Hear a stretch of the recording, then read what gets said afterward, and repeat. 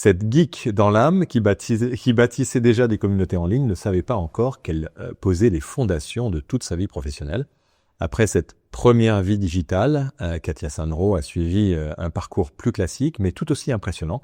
Elle a passé plus de 10 ans au sein de grands groupes comme Marie-Claire et Le Figaro, à piloter la stratégie de titres prestigieux, une voie royale. Et puis, un événement personnel est venu tout changer, un congé maternité. Dans ce moment de vie un peu suspendu, elle a une véritable révélation en découvrant le podcast. Elle y trouve une intimité, une créativité et une liberté qu'elle ne voyait nulle part ailleurs. C'est pour elle une certitude, le futur des médias se joue aussi ici. Cette conviction la pousse alors à prendre une décision audacieuse, un choix qu'elle a décrit comme un vrai dilemme.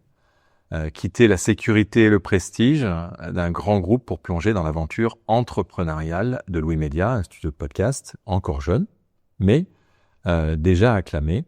Elle pariait sur sa vision. Pourquoi un tel pari ? Peut-être parce que son lien au podcast n'est pas que stratégique, il est profondément personnel. Elle confie que c'est le média qui l'a fait la plus pleurer. Moi aussi j'ai pleuré dans un podcast, je l'ai même raconté dans Podcast Magazine.